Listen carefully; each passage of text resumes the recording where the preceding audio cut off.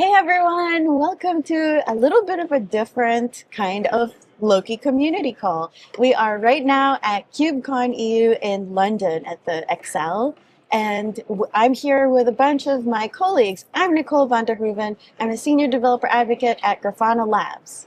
Yeah, I'm Bekker. Right now I'm part of a new team that I recently joined, but I've been also working as kind of a Loki subject matter expert for quite some time. Hey everyone, I'm Cyril Tovena, software engineer on the Loki team. Excited to be here. Hey all, well I am Tom for the day because I had to sneak into the event to let this all happen. But no, I'm Clifford. I am Nicole's official sidekick, but also a developer advocate. I was your sidekick. Hey, what? No, okay, sidekick. So, nobody wants to be back. We just want to be Robin. So how many KubeCons has everyone been to? I think that's probably a good question to kick off. Good question. That's a good question. I think this is my third year. I would agree. I'm free as well. Yeah. Three. So I went to the one in Paris last year, and the year before that in my hometown Amsterdam. Oh wow! There you go. I think I did four. Four. All right. Well, that's just one up to us now. One up. Yeah. I think this is my fourth as well. Nice. Yeah. And they did the North American ones. Yeah. Yeah, I saw you there. San Diego. Yeah. And then Salt Lake City. Okay. Yeah, love it. Yeah. So this is day 2. We are at the Grafana booth. We've snuck in really early to talk about OpenTelemetry. It's like the talk of the town at KubeCon at the moment. I would say at least like 60% of talks that we've seen has mentioned OpenTelemetry in some form. A lot around Gen AI and everything else, and how we're standardizing semantics in OpenTelemetry, which is like above my head at the moment. But I think what we wanted to do was get to like the core of what OpenTelemetry was again, and kind of refer it back to Loki at some point. But I guess, Cyril, what could you sort of take us through exactly sort of what OpenTelemetry is, sort of why do we have it, and where did it come from? Yeah, so OpenTelemetry is a CNCF project. So it's maintained by the community, and it's an open project where everyone can contribute if they want to. It's not actually owned by a specific vendor, as opposed to other projects. And the idea is to basically have instrumentation that will be generic for everyone and a base for everyone to use. So there's no vendor locking, and it's a standardization framework for telemetry. Basically, that's the idea. I guess it became very popular with tracing first. So I think everyone knows OpenTelemetry through tracing. Everyone started with that, but slowly, the OpenTelemetry team added more signal, like metrics and then logs. And I think logs is now kind of like stable. But yeah, trace was stable for a while. We also worked quite heavily on adding profiling as the fourth pillar of observability in OpenTelemetry. That's true. The Periscope team at Grafana, pioneered this new signal. I actually don't know where we are on if it's like an alpha or stable. I think it's still alpha. But yeah, we have a fourth signal now in the OpenTelemetry. They were talking about even adding more, right? There was something about adding some more front end things. Yeah, I think so. Yeah. Did we not donate? Was it Baylor to the foundation, which was pretty cool as well. It was in the process of doing that. But it's interesting that you say like it did start with traces, right? But Jay and I at Jay's talk, there was a guy who came to the booth also, and then went up to Jay and Tom at the end of their talk, and he'd gone the opposite route. His company was just starting to get into he was basically building an observability stack, and he felt pressured to go to OTel, but they didn't actually need traces. He's just like, we'll probably need traces later, but we want it to be future-proof. We don't want to do something now and then have to change later. Like, he was really seeking guidance for, does he even have to do OTel? What are your views on that? What would you recommend if people were getting started now? What should they go OTel right away? So I think if, as we're talking about Loki today, logging, I think it makes a lot of sense. So if you are using OpenTelemetry, it's probably easier to get started nowadays with Loki. There's a lot of best practices that we apply when you use the OTLP endpoints in Loki. and that makes it way easier to make sure that you don't need to think too hard about which labels to apply, which is kind of a common challenge, right, for new users that are new to Loki. And we also make sure that all the additional attributes that you get in OpenTelemetry, part of the semantic conventions, if people know that term, they also will be put into structured metadata in the right way. So we just make sure that the data from OTel is stored correctly, and it makes you just a little bit more faster, quicker to get up and running with Loki. So yeah, I would definitely recommend it. So I guess from like fundamentally looking at OpenTelemetry, you get a ton of metadata, right, that comes with it, and that's kind of like it's used to sort of combine all of the other different telemetry signals together, so you have a more cohesive experience, like with your data. And I thought it was an interesting question when we spoke to him, because he was like, "Oh, well, I'm already ingesting some logs into Loki, and I'm already doing this in Prometheus. I can create correlations like in Grafana. I'm worried about the overhead of OpenTelemetry. Like, should I jump onto this? How did he refer to it? He jump onto this trend and get on it. Is like, what would you say his benefit is if he just jumped onto OpenTelemetry apart from best practices in Loki? Is it that extra metadata, that insight between telemetry signals you get, or is it, you know, the vendor lock-in? Or yeah, I think it's both. So it's when you use OpenTelemetry, you get the correlation for free. Okay. So that's a big thing. And you probably need to integrate multiple signals to leverage that. I guess the other big benefit is like no vendor lock-in. So you can just change the output source of where you want to store your data. So if you were using Grafana Labs, you can move to another backend easily by just changing the configuration. So that's another big one. And I'm not surprised that your user was talking about like starting with logs, because you know what I said, that tracing was most popular at the beginning. It's because it just was the first, and that's how the project started. But ultimately, it's actually harder to start with tracing because it requires changes in your code. You need to instrument inside the code, or add OpenTelemetry to your HTTP handler, for instance. So that's much more difficult for logs. It's actually not in the application. It's not very intrusive. It's a bit like a collector. It can be, getting data from files or from like syslogs. So it's not really, you don't need to change your app. So I think it's actually easier to adopt OpenTelemetry from the start using logs rather than tracing. So I said tracing because it's like history. Most people use it like that. But a new customer that wants to adopt, it does make sense that they start there for sure. Yeah, and maybe also to the point where you say like it's vendor agnostic. One of the typical use cases I see when people are collecting logs in an enterprise context is that they're using logs for observability. They're also using logs for security. And typically security is kind of a different store. So people use typically a kind of a SIEM, like Splunk is, for example, very popular. So what you can do with OpenTelemetry Collector is that you can choose which logs to send to Loki, which is typically everything, and then you're gonna send a subset to SIEM, where it makes more sense to send like very specific log streams. Oh, interesting. So you have like processes inbuilt that can kind of like redirect based upon like the sensitivity or... That's one of the benefits of OpenTelemetry is you have the flexibility to filter and route data to the endpoints that make sense for you. And as, of course, the OpenTelemetry landscape matures, all the vendors and all the projects, open source projects, will support OpenTelemetry. Yeah, and I guess the benefit of that is that if you spend time engineering like your processor and filtering, you don't need to change that if you're going for another vendor. You keep that configuration, all the engineering you did around that for your platform. You don't need to change that. Just change the output, and then you're done. So it's much easier to make a change. So what would you say are some reasons not to go use OTel? See, me and Nicole are skeptic. Both sides before we agree.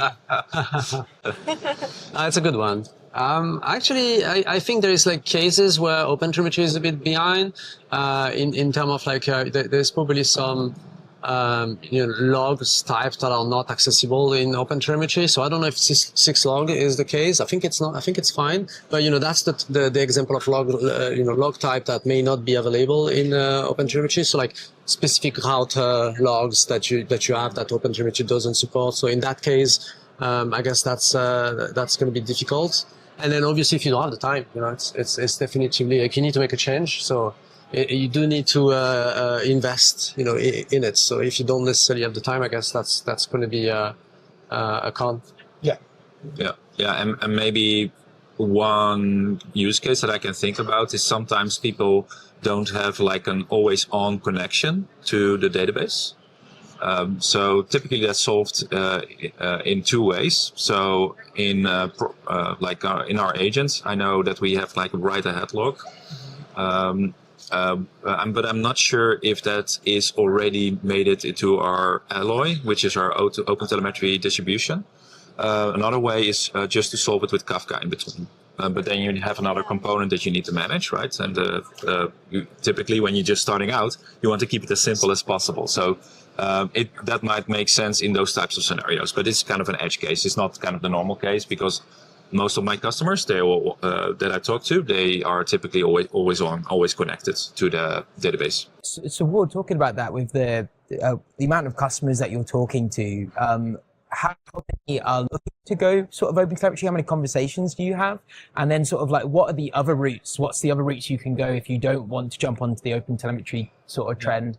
Yeah, I think most of the companies that are looking to modernize their logging environment, and that's why they're looking at Loki. I think they already make the jump to OpenTelemetry. It's like, okay, now we're re-platforming anyway, so let's also do the ingestion correctly and use OpenTelemetry, because that's what the entire community is talking about. Like you said, right? All the booths that we have here around us, they all have like a very big OpenTelemetry sticker, which is great. So that's one reason. The other conversation that I sometimes have is that they have already kind of a big investment in their existing infrastructure. So one of the systems that I typically see is something like FluentD or FluentBit. And they're like, okay, we don't, maybe they cannot change that because of like the way that enterprises sometimes work. It's like, it's not always that, it's like, this is the standard, it works for us. So they need to work within that boundaries, and then they can indeed, and they will then ask us, okay, how can we use Loki with FluentD and FluentBit, and then we help them there. But like I said, it's probably like an outlier. So I think 95% of the conversations is OpenTelemetry. Oh wow! Yeah, it's that big. Yeah, we see so I'm on call for Loki for the SaaS product, and I definitely see in the last few years an uptick. And it's not just like a small startup that just start from scratch. It's also a large company that have like platform engineering team, and they're thinking about this, and then they're moving to OpenTelemetry. So there's a big uptick we can see in our cloud. Yeah, I can kind of see both ways, because like there's a law called Gall's law that says it's always easier to start with a simple system and then add complexity than it is to start with complexity and then need something simple.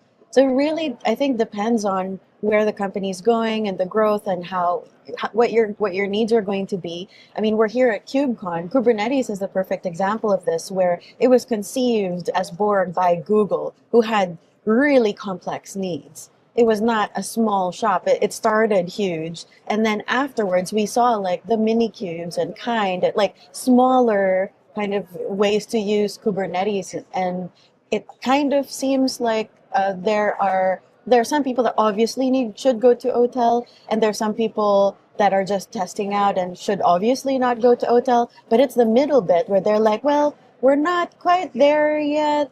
It would be a little too much complexity to go into OTel, but what if we need it in the future anyway? Maybe we should, take the leap. That's, I think, where it's hard to decide where you fall. Yeah, you do need to factor in like the investment that you're gonna have to do. Like we talked about FluentD. FluentD is probably a superset of OpenTelemetry right now. Like OpenTelemetry doesn't support all the features like for filtering, transforming. So if you're heavily relying on this, it's a big change for you to move to that, and you're probably going to lose some of the features. It's probably not a good choice right now. If you already have correlation somehow, it's maybe not a good choice. Yeah, and some of the other reasons that I see is performance. So the OpenTelemetry collector is compared to like systems like FluentBit, which are very optimized for low resource environments. Probably OpenTelemetry Collector. I don't have the numbers there, but my suspicion is that it's probably a little bit heavier to run it. Yes.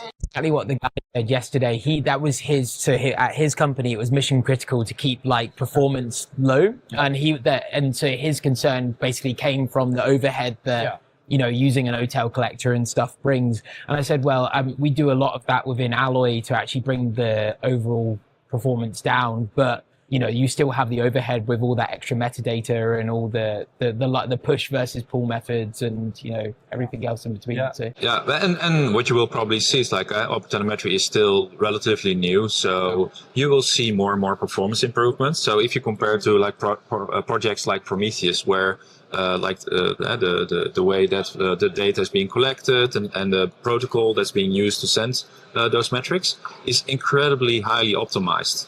But that project is around for, I don't know how long the Prometheus project already exists, but it's around for a long time, right? So OpenTelemetry will probably get there, and that's also one of the benefits when you adopt like something that's so heavily carried by the community, is that you get all those benefits of the community innovations out of the box. So that's, I think, one of the reasons to go for it. So again, I definitely think there are edge cases where it makes sense to go for a much more lightweight version. But if it's a business scenario, it's a company scenario, I would definitely take the time and invest in OpenTelemetry. So we're all in, really. I mean, we've been talking about this with we went all in with 3.0 to create sort of an OTLP endpoint. Can you guys talk exactly what this endpoint is, and why is it so important for OTel compatibility? OTLP is basically the protocol definition for OTel for sending telemetry data. And so now we have a native endpoint that supports that, and you don't need a transformation layer to be able to send from the collector to Loki anymore. So, and automatically this endpoint try to figure out what are the good labels, for instance, for Loki, what should be structured metadata. We try to, give you a better experience. I think before that, the way we were adopting OpenTelemetry was via Loki exporter. So it was more like some sort of a plugin that you install in your collector. Like the OTel contributor. Yeah, exactly. Yeah, OTel contributor, and then you will basically set that up to make the transformation at the collector level, and it will send the data there. Yeah. Sorry. We're laughing because these two strangers have walked up to the booth and start making faces behind the camera. They're not really strangers. They let everybody in here. Oh man. It's our CTO. So there's a big push now in Grafana to make OTLP, to make all of Grafana projects and databases first-class citizens of OTel. But what does that mean to be a first-class citizen? Like, what is the state of OTel, specifically in Loki right now? Would you say we're there already or not yet? So I wouldn't say we're fully there. There's more to do to make it better. Like the Loki 3.0 was probably the first step to say, yeah, we're in. We're gonna go for this. So this was just the first step. It's gonna take time to get it better, especially that the OpenTelemetry model is a bit different than the Loki one. Like Loki is supposed to be just like logs and labels. OpenTelemetry is like logs, attributes, and there's tons of attributes. So it's not like a one-to-one. So we're changing Loki also to make it better with OpenTelemetry data model. And then obviously in the future, and we're looking at this right now as like making the UI much better, right? So the UI right now kind of hides a bit those like metadata from OpenTelemetry. We're trying to make them much better. So being able to see them from the start. Yeah. So there's a lot of UX improvements to make OpenTelemetry more first citizen. Yeah, because one thing is of course the Loki project in itself, but the way that people consume it is using Grafana, and so there's all kinds of stuff that we can do in Grafana to make the data that's available within Loki more accessible. So think about the recent improvements that we did in the drill down apps within Grafana. Yeah. It's like if we leverage the OpenTelemetry semantic conventions, then we can have a much more powerful UI. So the product doesn't stop with the Loki server. It is definitely like all the tools that you use to interact with it as well. So without getting too much into the weeds, I think, Ward, you sort of indicated there's sort of best practices that we kind of instill in how we ingest data through the OTLP endpoint. So is there, if someone's experimenting, say, with Loki OSS, and you can change these about, is there certain attributes they should keep in mind that they should keep as labels versus structured metadata? Is there a fear of getting too high in cardinality, and do we have to be careful of that? Yeah, that's a great question. And the fun thing, or the good thing, is that Loki has a default config that does the right thing automatically. So if you use OpenTelemetry, like Cyril was saying, it's like you have the log attributes and the resource attributes. Mm-hmm. So the resource attributes are typically low cardinality. So when you are used to Loki has the concept of stream labels. But those stream labels, we don't want you to put in like transaction IDs or anything that has kind of a large range of values. We want to keep it quite limited. So think about like cluster name, namespace, that kind of stuff. These are like the typical good labels.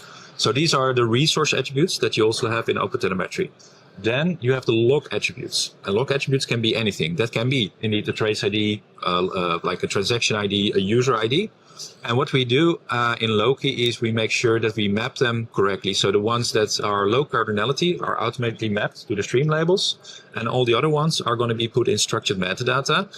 Structured metadata is a way that we can store those types of labels and can interact with it, but we support them in a high cardinality fashion because we don't need to index them.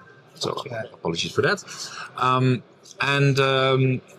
So we do the right thing automatically. So when you use OTLP, you don't need to think about it actually. Just send it through OTLP, use the OTLP best practices or the OpenTelemetry best practices, and you should already have a good starting point. Fantastic. Yeah. And if you have any like additional attributes that you think, okay, these are important, we do allow you to configure to have like an additional label. So you can like promote and you can read. Yeah, so one typical use case that I see, and that's actually one of the only use cases that I see where it makes sense to modify that default configuration, is that people want to do team-based attribution. Yeah. So you want to make sure that you can, for example, have a showback dashboard or chargeback dashboard on what people are sending on a team basis. It can also be like just using it for filtering in dashboards and that kind of stuff. And there it makes sense to modify that configuration so that you can also send a team label as kind of a resource or log attribute and get it mapped to a stream label. Very cool. So what if someone was already using the Loki exporter that you said was there before? How would they migrate to using the OTLP endpoint? Is it like a big convoluted process? So you need first to have the Loki 3.0. So you need to upgrade to that, depending. And we have like documentation about upgrading to 3.0. There's definitely a change that you need to make in the configuration. You need to get rid of your Loki exporter. It's pretty well documented. Like we're trying to get people off the Loki exporter because the experience is much better on the native endpoint. So, we have a lot of documentation. I guess we'll be able to share that after. Okay. Well, I still want to get into like the landscape of log collection in general beyond Loki, but I think Ward has a meeting and I feel like I'm feeling anxiety vibes here. So maybe if you don't mind, maybe we could continue, the three of us, and then we can let Ward off the hook. Yeah, that sounds like a great plan. Thanks so much for accommodating. Yeah, absolutely. It's great to have you. It's been awesome. Yeah. Thank you for the invite, and good luck. That's all right. See you later. Good luck with that customer call. Yes. Yep. So now that Ward has gone, we can talk about the really important things now.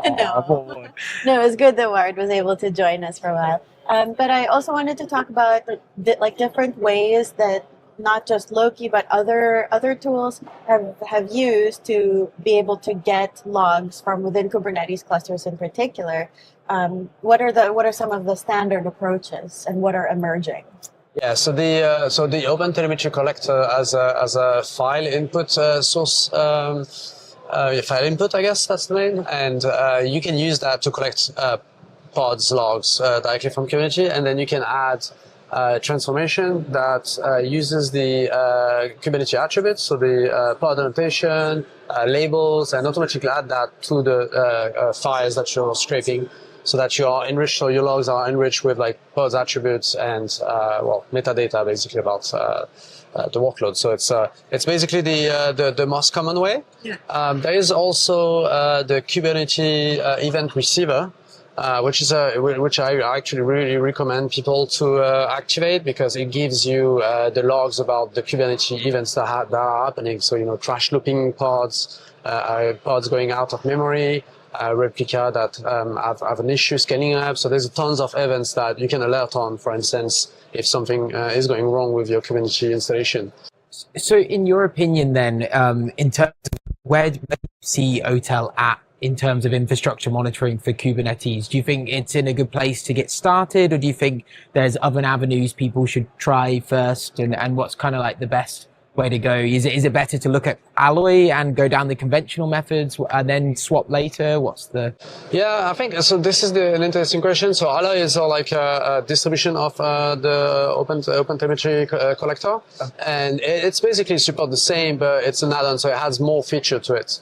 And we definitively provide a lot of features around like syslog, receiver, journal D receiver. So sometimes, depending if you have a custom installation of a Kubernetes, a lot of logs from the kubelet and the component of Kubernetes or etcd, for instance, will be on journal D, and you can collect that. So it's the Alloy is a way to enhance a bit more on top of the OpenTelemetry collector. Obviously, I expect the OpenTelemetry to catch up and add all those features, but it's a good way if you were already having all of this to not lose it. That's the reason why to use, I guess, Alloy. And obviously, it still supports Prometheus setups, and it's a first-class citizen for using with Grafana Cloud. So I guess you get like the best of both worlds. You keep your standard pipelines that you had, and so because we integrated PromTel into Alloy, there was ways of scraping logs from like pod logs through using PromTel. So you can now use that through Alloy, and then wait for some of these other features to be in, for sure. Yeah, podlogs is another interesting one. If you have a cluster where you don't necessarily want to run the collector as a daemon set, so have the pods on every node, you can actually scrape the logs from the Kubernetes API directly. And so that means you can run it as a deployment, and you just collect the logs like this. So that's a pretty cool feature. I think it works through CRD. And to make it simpler, we have a Kubernetes monitoring Helm chart that allows you to set up all of this. So there's alloys baked in, and everything is pretty much well configured for you.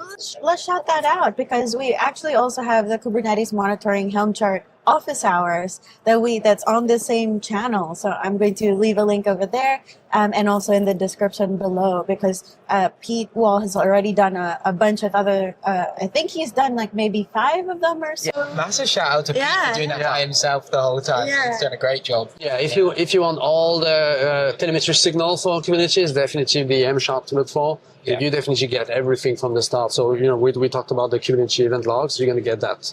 For sure. And then you have many options of scraping the logs, as we said, and you can use what fits your use case. I mean, I want to shout out Kubernetes Helm Chart. We've been in another Loki community call. We'll look at like meta monitoring for Loki, and it's actually allowed us to completely sort of like sunset the old methods of meta monitoring, and then just use the Kubernetes meta monitoring Helm Chart with the Loki integration just to do most of the health metrics for Loki. So that's a win. Yeah. So I guess rounding us off, we've talked a lot about like Kubernetes, talked about OpenTelemetry. What are you excited for next? What would you like to see coming from OpenTelemetry?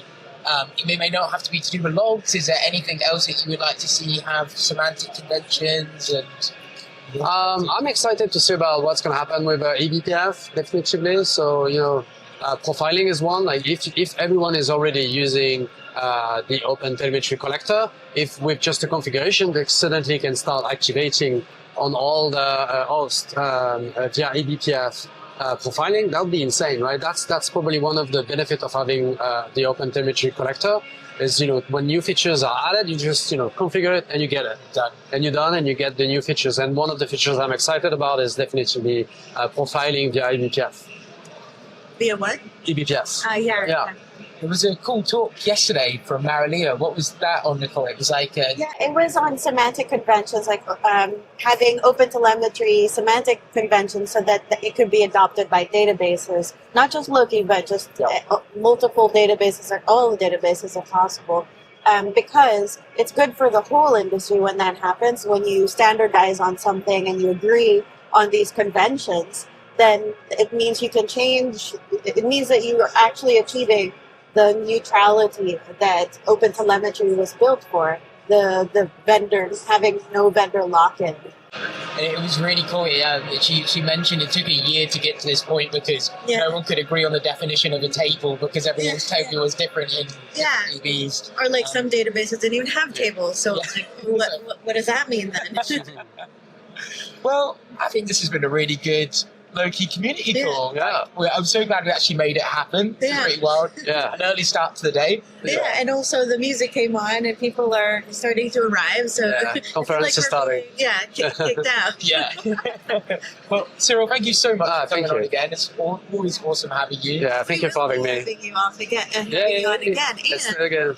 we're going to be having you on to talk about something super exciting. Yeah, we're gonna talk about the new UI of Loki. Did he say UI? Operation UI. Okay, we better stop there. Okay, stay tuned for that. Thank you everyone for watching, and we'll see you next time. See you later. Bye. That was cool. That was great. That was good. That's great. Like, how do we start? Like, what's the... I don't want to press the wrong button. Just stop recording. Which one? Is it the red one here? Yes, you never record. Or you record through OBS.